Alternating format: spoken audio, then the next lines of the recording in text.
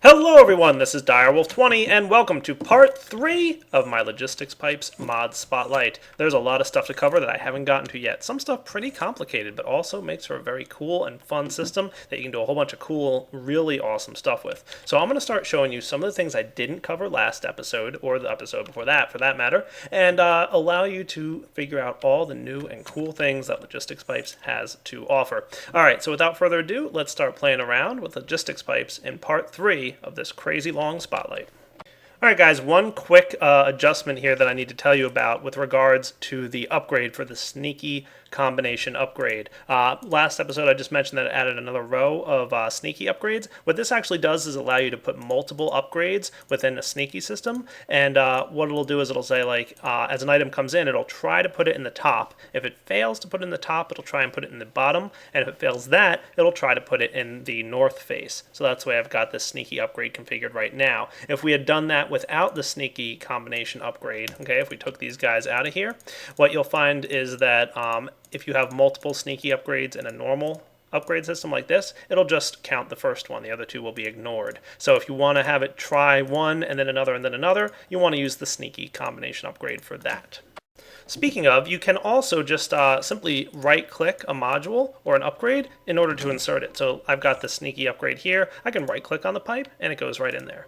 Cool, right? And you can do that for the same for your module. So if I've got an Advanced Extractor Mark II, I could just right-click in there and it'll go in, provided, of course, that there's room for it. So if I take this module out, I can go ahead and right-click and it'll place that in there, and then the Sneaky Upgrade Mark II is in there. Something else that's cool with these upgrades that I kind of didn't show you is, check this out. If you're wearing the Logistics HUD's glasses, remember I showed you these last episode, you can mouse over one of the upgrades and it'll tell you some inventory information. So you can see what side it's extracting from by just kind of looking at it, and you can look at the inventory there and you'll see that only cobblestone is included in the list of things that can be pulled out. So you just kind of look at things on the interface and it'll give you more details about the way they're configured. So you can see that this module here is configured as the default. Again, hold shift to make it a little bit darker. So it's really kind of neat. So you can see this guy is taking cobblestone, default no, that kind of thing. So a pretty nice way to see how your things are configured at a glance without actually having to open up the interface. Again, that's only when you're wearing the HUD glasses. If you don't have them on, obviously nothing's going to be shown.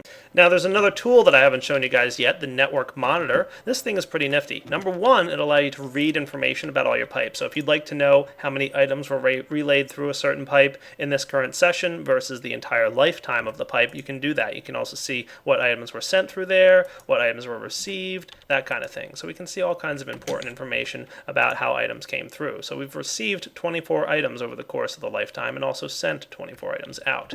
Pretty neat, right? So there's a lot of information you can check out about the pipes and what they've done or are currently doing. Now another use of this network monitor comes into play with these cards. So let's say I've got an exact configuration that I'm really happy with. So I've got this Advanced Extractor Mark II, right? And let's say that I want to say, smooth stone, dirt, and cobblestone are the ones that we want in here, and we want it to be included in this area, and we want the sneaky configuration to insert on the north side. That's a lot of configurations that I had to set up just now, wasn't it? Probably a little bit. Let's say I was going to get myself another Advanced Extractor Mark II pipe.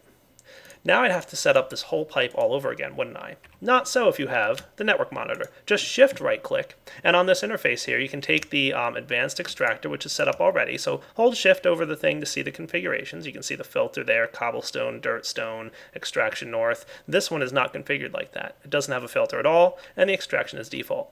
Put the one you want to copy in the left, put the one you want to copy to in the right, and ta-da! Now they're both configured the exact same way. Check that out. So this guy's set to cobble, dirt, and stone still, and this one's set the exact same way, including the extraction side is now north. And of course, if we put these in our hands and check it out, we'll be sure to make sure that everything's set up the exact same way. So you can copy the configurations of your modules just that easily. Place that in there, place that in there. Now we've got this thing doing exactly what we wanted it to do. Look, it's already sorting items out for us. Why, thank you, sir. Last episode you saw a couple upgrades that we can apply to our crafting pipe, like the liquid crafting upgrade and the crafting byproduct upgrade, but I forgot to show you the advanced satellite upgrade. What this does is it allows you to configure your pipe such that every single input can be sent to a satellite pipe. So you can see that we can send all these different inputs, so you can really get very specific and say, like, if somebody's trying to craft something, send this item over here, send that item over there, send another item over here, and you can go to 9 different satellite pipes with all 9 different items. It makes for a very interesting way of making things. And again, just remove it to set it back to the default configuration. So that is the advanced satellite upgrade for the crafting pipe. Now, another feature of the HUD is with regards to crafting pipes. So I was just talking about crafting pipes. I figured now's a good time to show it to you. If you request, for example, 10 smooth stone, it'll go ahead and get you the items that need to be done, right? If we come over here, you'll kind of see there's now a listing. It shows you the result of the pipe and also the to-do list on this current block. So you can see right now, the to-do list lists 10 smooth stone. And once the first smooth stone is cooked up, now it's down to 9. So it gives you a nice way to see what it's currently working on and how much work it has left to do. Awesome. Now there's a couple pipes I haven't quite shown you yet, so I want to go through them now, and then we'll get into some of the security you can build around your pipes, and we'll also get into some of the mod interaction that's available in logistics pipes, how it can work with other mods. I want to show you 4 pipes here that I haven't quite gone over just yet. We've got the logistics inventory system connector, the logistics system entrance and destination pipe, and then we've got the firewall pipe. Okay, I'm going to show you the firewall pipe first because it's pretty cool. So we can see items spitting out here, right, and everything's working the way we want it to. All right, let's take a look at what we can do with the firewall pipe. All you have to do in order to play with this nifty gadget is to put it in between 2 pipes. So you can see right now I've got my request pipe and I can request all the items. It can access everything within the network. However, if I place a firewall pipe in between this pipe and the request logistics pipe, the firewall can be configured to block certain functions and actions within the logistics network. Right now, everything's working just fine, as we can see. But we can block power flow if we want, so we can prevent power from going to this pipe. But one of the more important features is the ability to block certain items. So we can say, filtered items are blocked. So if I put cobblestone in the filter, we'll see that no longer is cobblestone allowed to pass through the firewall pipe. So it says, hey, block any cobblestone from coming through here. Neat. We can remove the filter and you can see that now cobblestone is once again allowed. Or I can put cobblestone in there and say that filtered items are allowed. And now only cobblestone is allowed to travel through this firewall. That's pretty cool. Now, other things you can do is you can block it from providing things. So you can see now nothing's being allowed through. Interesting. Very cool. So only things that are crafted are allowed through here. So anything that would come from a provider pipe, specifically this one, is what's being blocked. Okay, so smooth stone, furnaces, and impregnated sticks can be crafted. They're not provided, so therefore they're allowed through. Unless, of course, we block crafting. Now, only items that are requested can come through, and crafted items are blocked. So we can see no longer are you allowed to send crafted items through this pipe. Okay, and finally you can block sorting as well, so you can prevent items from being sorted through this pipe. Pretty cool. So lots of good stuff you can do with the firewall to kind of, separate aspects of your system and block certain things. That's pretty slick. As for the logistics system entrance and destination pipe, these are ways that you can forcibly decide certain paths for items that enter the network and they're not sure where to go. So you might have an item come into a network at some point, and instead of it actually hitting a logistics routing pipe and getting a destination, if you catch it before it knows exactly where to go, you can specify exactly where you want it to go. So let's say I said anything that came in to this pipe and didn't already have a destination, we're going to send it down to this pipe right down here, the logistics destination pipe. Okay. In order to do that, however, we have to come and use one of the blocks that I haven't shown you yet, which is this guy right here. This is the soldering station. Okay. I showed you it's used for making a couple different things. It requires redstone energy, so redstone energy cell. Any kind of buildcraft energy basically will do. And the recipe for this is a couple blank modules, an ender pearl, and a couple of redstone chipsets. Ta-da! It made a couple logistics item cards. Now these 2 logistics items cards are linked to a certain frequency. You can see that frequency ID if you hold shift. Okay? You can see that this logistics item card that I made earlier has a different frequency. Okay? So pretty neat. Now, what we've got here is a pretty slick way of handling this. First off, we can use our network monitor to color these cards if we want. So if we want to hold shift and place the logistics item cards in here, you can kind of give them any kind of color if you want. I'm going to make this red and green. Now this isn't actually doing anything technically. All it is coloring it in a certain way so that when we hold shift, we can see the red and green. Up here, I'd color these cards black and white. So that's why they're showing black and white there, red and green down here. But it's not necessarily that red and green cards mean that they are linked in any way. They're only linked by that unique identifier down there. So don't think that if you make two cards with the same colors, they're going to be linked. That's not the way it works. Okay, so take this card and we place it in the entrance pipe, like so. There's the red and green one. We're going to go down here to the destination pipe, and we're going to do the same thing. The red and green goes in here. Now, any items that hit this pipe and don't already have a destination will all of a sudden get routed directly there, regardless of anything else. So right now, I've got it so that cobblestone, let's say, gets routed to this pipe in this chest. Okay, so this is where cobblestone goes. Cool. Or it goes there, actually. Yeah, we'll leave that as is. So cobblestone goes in here, right? So if we would, for example, place an obsidian pipe here and drop cobblestone in, when the cobblestone hits this pipe, it's going to say, oh, I know who wants cobblestone. This guy does. And I'm going to send it right there. Let's see if that's the way it works. Ta-da! It went in that chest. Okay. Now, if we have the obsidian pipe here and the cobblestone doesn't yet have a destination, anything that hits this pipe is immediately going to be routed directly here because that's what that pipe does. Ta-da! Okay, so because it didn't yet have a destination, it's going to go straight into that chest. But if it hits this pipe first, like here, it'll go where it belongs. Okay, so that's what those pipes do. It kind of says, like, if you hit me and I don't already know where to send you, I'm going to send you directly to my counterpart down here. Alright guys, to demonstrate the logistics inventory system connector, oh boy, complicated looking. Don't worry, it's not too hard. I've got two small logistics systems set up. One has a bunch of dirt, and there's a request pipe where I can get all that dirt I want. Please give me 10 dirt. Sure, no problem. Over here we've got the same thing with cobblestone set up. Please give me 10 cobblestone. Sure, no problem. It's going to go ahead and take care of that request for me. There we go. Beautiful. So these systems are all separate and doing their own thing, and nothing's really happening in between them. They're in no way related to each other. Unless, of course, I use the logistics inventory system connector. And what this allows you to do is take an inventory, like so, and allow these two systems to talk to each other. But they're not going to talk to each other by default. You have to go ahead and use one of those logistics item cards to sync them up. All you have to do is open up the interface on the inventory connector, place one connection card in one slot, and place the adjacent card in the other slot, and all of a sudden everybody's green and everybody's happy. Now these guys are talking to each other, and if we come over to this pipe, you'll see we can access the cobblestone. If I go ahead and request some, it'll send it through the inventory and out here. Your first question is probably going to be, why? Allow me to demonstrate. So why would I want to use this inventory connection? Because they can connect through ender chests. So I can check it out here and see that I have access to the dirt, and I request, 20 dirt please. Request successful. Why is that? Well, because I have this guy set up over here.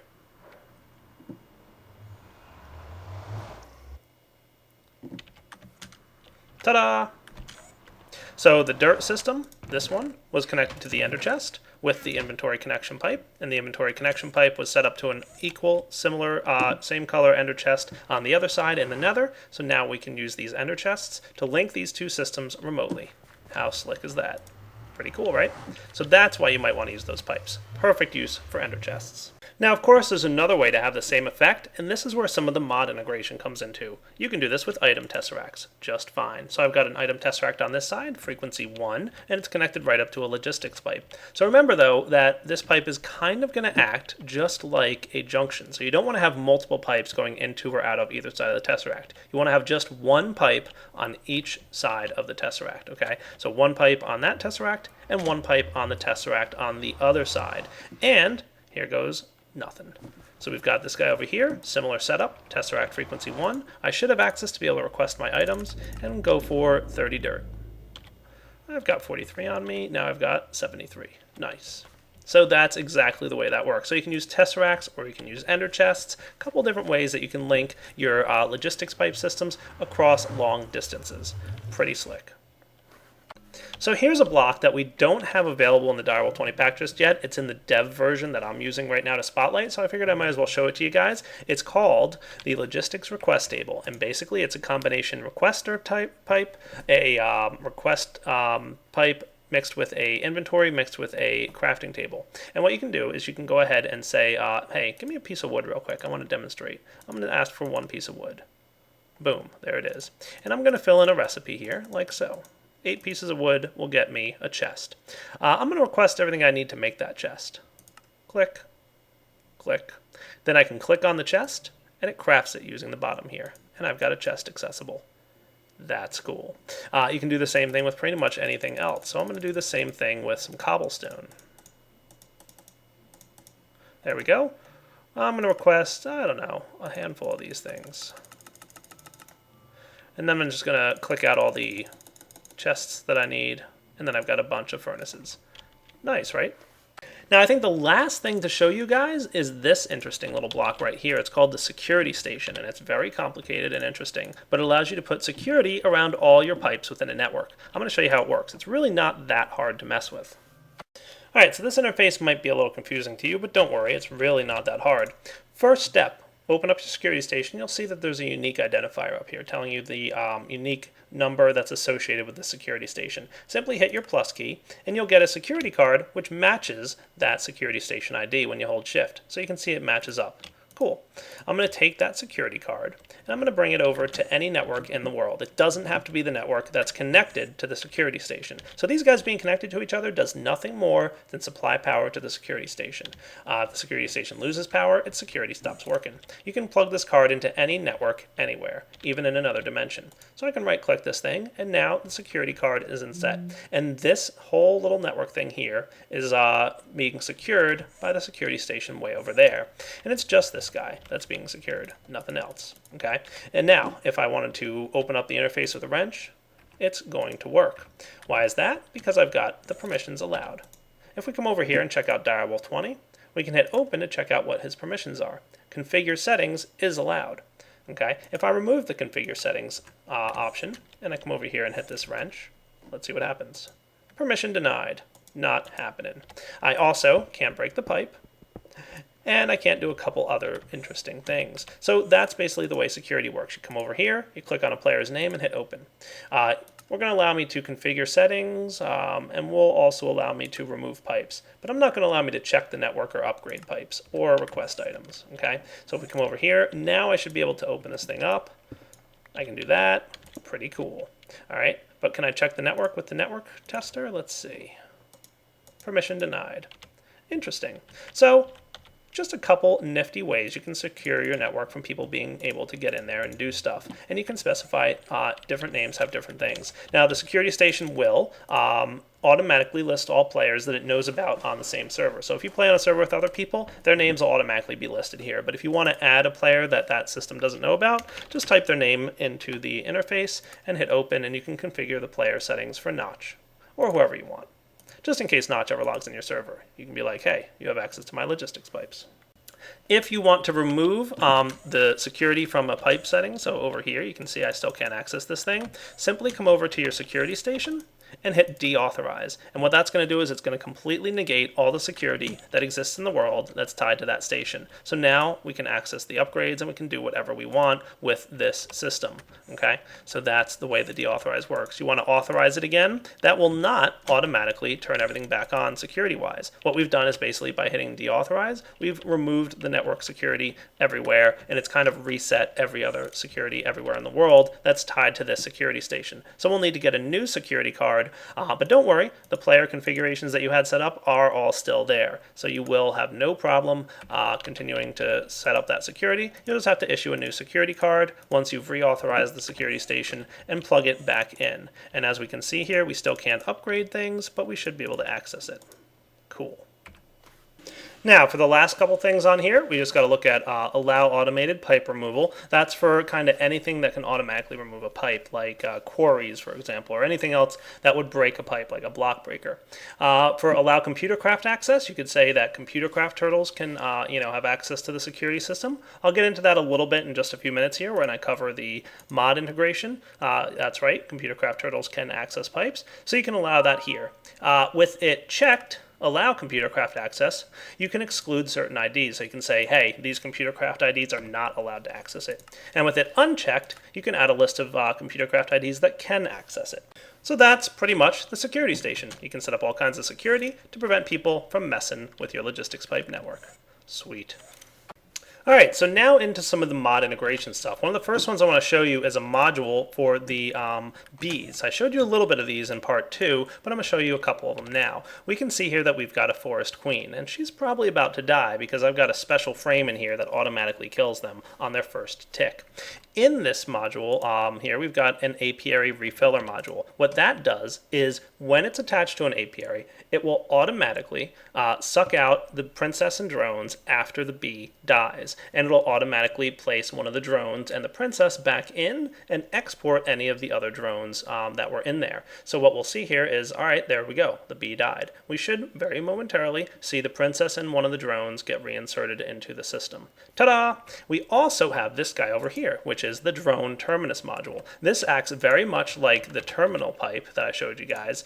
So if we come back here, we looked at last episode, the terminus module, the drone terminus module acts exactly the same way, but it works for any drones. So any forest drones or any other type of drone that exists at all in this network, this is a terminus for those drones. Okay. Now keep in mind though that there's one little caveat to the apiary refiller module. It only works with purebred bees. It's not meant to be used to automatically help you to mutate your bees. So if you have purebred bees, it's going to work just fine. But if you have half breeds, it's not going to work. So you want to use these on apiaries where you're just automatically constantly keeping them running. Pretty spiffy. We already took at the look at the interaction with item tesseracts. Keep in mind that interaction is pretty slick. You can do a lot with TE tesseracts with the mod integration built in there. Now another bit of mod integration I want to show you guys is with relation to computer craft. You can go ahead and hook up computers and wrap any logistics pipe into a computer with the API. So if we did something like this, simply take your computer, run a peripheral.wrap, and hook up to the logistics pipe, right, like that. You can do the same with turtles. Once you've wrapped that as a peripheral, you want to do a help command, just like so.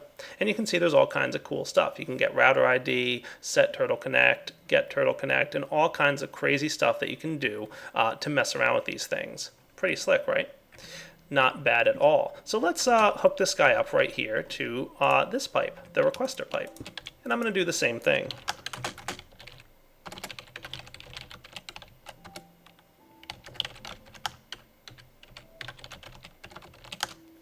You can see here there's a few more things available. Pretty cool, right? So different pipes have different computer craft connections. There's no way I could possibly cover all of them in this spotlight, but why not just show you one or two?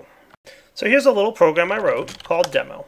Okay, and all it is getting all the available items in the network, and it's going to output the item ID from Minecraft with the number of items that are available. So I have 36 of item ID 17. What is item ID 17? Item ID 17 is oak wood. Do I have 36 oak wood? Look at that, I do. Cool. I have 55 of something. It's item ID 263. Well, I know I have 55 coal. So if we look up coal, we'll see that it is in fact item ID 263. So there's actually a lot you can do with this. If we go ahead and just run the get the help again, you can see there's a ton of stuff. You can make requests, you can specify, to do all kinds of things. Get craftable items, get router ID, get turtle connect, like all this stuff that I obviously can't cover in this spotlight, but just keep in mind, there's a lot of interaction with computer craft, and you can control your entire logistics network with computers. That could get pretty crazy. And one more note about mod interaction, applied energistics. In fact, the applied energistics mod author has been working pretty closely with logistics pipes mod author. So a lot of people have been saying like, hey, applied logistics is pretty cool. Why would I want logistics pipes? Number one, logistics pipes does a lot. I mean a lot, and it's really a cool system. Number two, they interact really well. Let me demonstrate. So we've got an AE system here. Got a whole bunch of stuff going on. As a matter of fact, I'm actually going to get rid of this power source. Uh-oh, no more power in our AE system. Whatever are we going to do? Well, I'm just going to steal some stuff here. I'm going to pull things out. Okay. Uh-oh, we're getting pretty low on the AE system here. I'm going to put a bunch of stuff in. It's getting really low on power. We're going to be in trouble here really soon. Well, don't worry about it. Simply, there we go, out of power. No longer have access to my stuff. Simply connect an ME cable, and we want to use the ME interface. Connect an interface between your logistics pipe network and your AE network. Boom. First and foremost, they share power. So you can use logistics pipe's power to hook up to your AE power and vice versa. So we can see the ME controllers online. We even have a different little screen indicating here that we've got this little blue bar instead of the orange and red and green colors that we had. So that's a good indication that these mods are really talking to each other because it's even got a different texture when it's using logistics pipe's power. And you can do the other side way too. If you didn't have power coming in over here, so maybe this power connection was dead, you could supply power back and forth. Now, with the way it's configured right now, we don't have access to look at each other's inventories. That's unfortunate, but we can fix that. Don't worry. First and foremost, if you want to have one system talk to another, you're going to want the provider and the request pipe. Dun dun dun. With the request pipe, or with the provider pipe, it lets the logistics network see the things in the AE network. So look, now if I look at my logistics network, we have all the things that are available in our AE network. That's pretty awesome. But our AE network still can't talk to the LP network, can it? Nope. For that, we're going to want the request logistics pipe. So simply hook that guy up right here. Okay? Hook that guy up to your ME interface, and now it's talking in both directions. Ta-da! All of a sudden, we can see the cobblestone and the ability to craft the furnace and impregnated sticks, and we can even request things right here. So if I go ahead and say, hey, please craft for me this stuff. So let's try requesting that it craft a few furnaces for us. Please request 10 furnaces. Nice. We should see things zipping along, and the furnaces are going to make their way directly into the ME interface and then get sent directly into here. So basically, ME interface allows the logistics network to talk to the applied energistics network. That is pretty awesome. The one thing that's not working at the moment but is being worked on is the ability to use the auto crafting system from Applied Energistics with logistics pipes. So while you can have logistics pipes craft for your Applied Energistics system, it will not work the other way around. You cannot request crafting an item that Applied Energistics is crafting through here, but that's not that big a deal. It's coming down soon. I know they're working on it, so that'll happen eventually. Not a big deal. So definitely pretty awesome that you can link up these two systems and they can talk to each other so well. I think it's just awesome that you can say like, hey, give me that redstone energy cell that's over there stored in our AE system, please. That shouldn't be a big deal. Let's do it. So redstone energy cell, by the way, we can see all our little things over here on the left. That's pretty neat. That's really neat. Request, please, and then boom. It's going to come right out of our AE system. Wow, that's awesome. And of course, you could, choose this as a default route and, put items into the ME interface. So not a big deal if we did that. It would be pretty easy. And you could have any items that go into the network default route into the ME interface, which would then get stored into your ME chest. Well guys, it's been a while since I've had to cover a mod in 3 different spotlights, and I don't think I covered quite everything. There's probably 1 or 2 other little features that I missed, or 1 or 2 little details. We'll have to see, but I think I got pretty much all the main points here to check out. There's a lot you can do with logistics pipes. It integrates with a bunch of different mods. It allows you to sort and rearrange and do all kinds of stuff with your items. It's a very, very expansive mod. So I'm pretty impressed with it. I can't wait to start playing with this. It'll definitely be featured in the Direwolf20 FTB pack, the 1.6 version and the 1.5 version that's available now. 1.6, when it's ready, will be the start of Season 6, as you guys know, so definitely stay tuned for that. I'm very excited to start playing around with this in Season 6. Can't wait. So this is Direwolf20 signing off on the Logistics Pipe Spotlight. Hope you enjoyed it. Part 3. Take it easy.